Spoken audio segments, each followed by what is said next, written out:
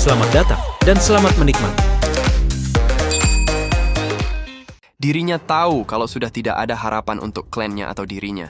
Jadi dirinya memohon kepada Jin Hyuk, biarkan ia mati dengan terhormat. Jin Hyuk mengatakan, lupakan saja mati terhormat itu, dan bekerjalah untuk dirinya. Ia akan memastikan klan Frostblade akan mempunyai masa depan. Caracal hanya perlu menuruti perintahnya. Dirinya akan meninggalkan orang itu sebagai jaminan. Lancelot menyadari kalau drones pengintai selalu muncul di sekitarnya. Semestinya drones pengintai tidak terlihat, tapi ini malah mendekati mereka. Michael mengatakan, Lancelot pintar untuk ukuran manusia. Ophelia pergi ke Freshwater Lake. Dirinya tidak dapat menghubungi klan Frostblade. Ia rasa Jin Hyuk sudah membujuk mereka ke pihaknya. Jika Caracal terlihat mencurigakan sedikit pun, lenyapkan mereka semua. Dan Bertion, persiapkan itu. Demonic One, dirinya akan memusnahkan semua drone pengintai itu. Michael menggunakan skill Weather Change, menciptakan badai besar yang menghisap semua drone hingga hancur. Taemin mengatakan, Yonhwa, semua drones sudah dihancurkan. Sepertinya mereka sudah menyadarinya. Yonhwa mengatakan, kalau begitu sudah waktunya. Mereka akan segera sampai, jadi bersiaplah Taemin. Taemin mengaktifkan Army Fortress dan sekumpulan pasukan mesin muncul menjaga Taemin. Pasukan Demonic Ones sudah bersiap untuk menyerang. Ophelia berpikir, apakah Jin Hyuk mencoba menggunakan para troll untuk mendapatkan Phoenix Feather. Dan saat Ophelia mendekati Freshwater Lake, ia melihat para Ice Troll sudah bergabung dengan Jin Hyuk. Ophelia mengatakan, ada alasan mengapa camp utama berada di dekat danau. Akan lebih mudah untuk menguburkan kalian semua sekaligus. Serangan Ophelia menghancurkan camp Frostblade dan berjatuhan batu-batu mengubur camp itu. Suara ledakan itu sampai terdengar di tempat Yonhwa dan Taemin. Tiba-tiba saja, Jin Hyuk muncul di tempat mereka.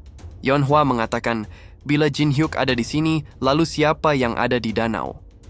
Ternyata itu hanyalah ilusi yang disiapkan oleh Jin Hyuk. Teresa sudah berada di dekat Ophelia dan berkata, bila Ophelia menyerah sekarang, ia akan membiarkan Ophelia hidup. Tapi Ophelia menolak untuk menyerah dan memilih untuk bertarung saja. Yonhwa dengan gagah berani, maju sendirian menuju Demonic Ones. Lancelot berusaha mempertahankan pertahanan mereka dan menyerang dengan skill jarak jauhnya. Yonhwa dapat menghindarinya, dan roket-roket dari Taemin mulai menyerang mereka. Caracal mengatakan, tidak ada waktu untuk menonton. Perjalanan kita masih panjang. Akhirnya dimulai juga. Kita akan berperang habis-habisan, dan tidak ada jalan untuk kembali lagi. Teresa dengan kekuatan Divine Power dapat mendesak Ophelia dalam pertarungan. Ophelia mengatakan, Paladin kotor yang menyusahkan dirinya. Tapi apakah Teresa tahu apa yang sedang terjadi? Saat mereka bertarung sekarang, para Demonic Ones menyerang teman-teman Teresa. Dirinya yakin kalau mereka pasti sedang berjuang untuk bertahan hidup sekarang. Teresa mengatakan, ia meragukan perkataan Ophelia, karena teman-temannya tidak lemah. Yonhwa sendirian menghajar para Demonic Ones tanpa ampun.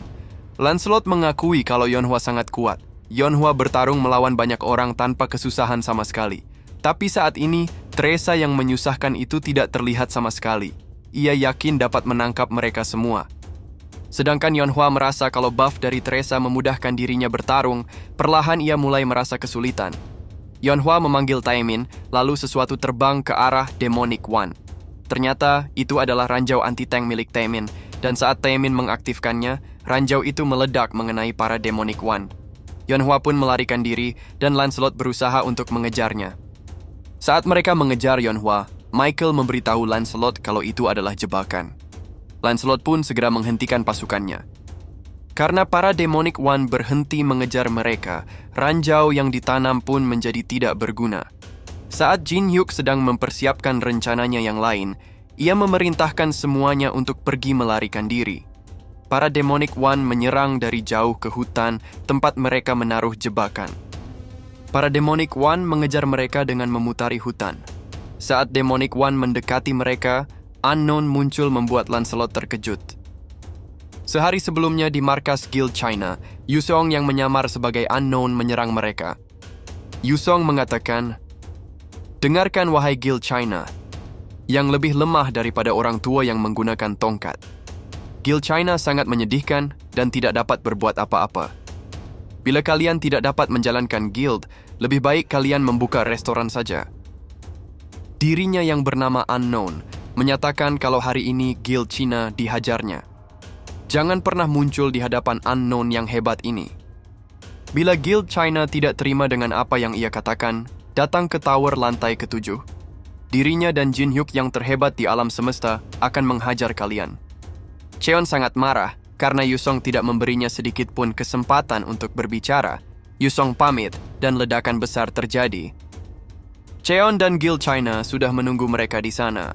Lancelot pun kebingungan, menyangka Guild China adalah pasukan Unknown, sedangkan Cheon menyangka kalau Demonic One adalah pasukan Jin Hyuk. Jin Hyuk dan Yusong bergerak serentak ke arah yang berlawanan. Cheon dan Lancelot pun merespon dengan menyerang yang ada di depan mereka. Dan dengan sedikit kesalahpahaman, Demonic Ones dan Guild China bertarung satu sama lain tanpa tahu apa yang terjadi. Dengan begitu, arah pertarungan berubah ke arah yang Jin Hyuk perkirakan. Saat Demonic Ones dan Guild China bertarung satu sama lain, Jin Hyuk dan yang lainnya menyelinap meninggalkan medan pertempuran. Unmelting Valley, Jin Hyuk mengatakan, ini adalah tempat rahasia yang hanya dirinya yang tahu. Mari menghangatkan diri di sini dan membahas rencana kita selanjutnya. Yeonhwa dan Taemin terkejut melihat para Ice Troll ada di sana. Jin Hyuk mengatakan, tenang saja, para vampir memperbudak para Ice Troll ini. Mereka setuju untuk bekerja sama demi kemerdekaan mereka. Yusong sampai mengeluarkan pedangnya karena terkejut, tapi ia memasukkan kembali pedangnya.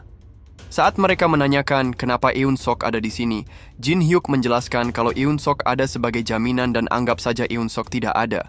Ternyata Teresa juga ada di sana dan melaporkan kalau Ophelia melarikan diri. Jin Hyuk mengatakan, musuh akan menuju ke pulau di mana Phoenix Feather berada. Mereka membutuhkan itu agar dapat keluar dari tower. Tapi kita sampai duluan dan memberikan kita posisi yang menguntungkan. Kita harus mempersiapkan banyak hal sebelum musuh sampai di sini.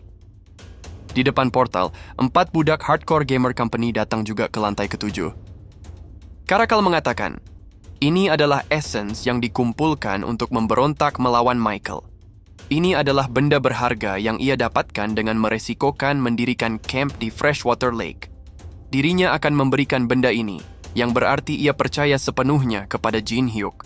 Dirinya berubah pikiran setelah melihat Jin Hyuk meresikokan nyawanya bertarung demi para Ice Troll.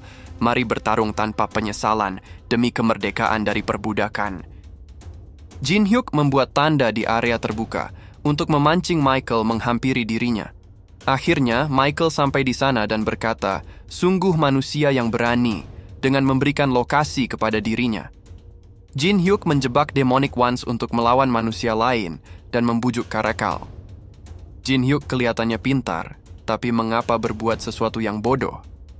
Jin Hyuk menggunakan essence itu, dan stat magic Jin Hyuk meningkat pesat selama 2 jam.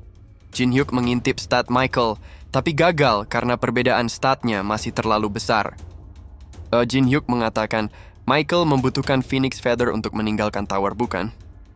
Michael mengatakan, luar biasa, Jin Hyuk dapat mengetahui hal itu.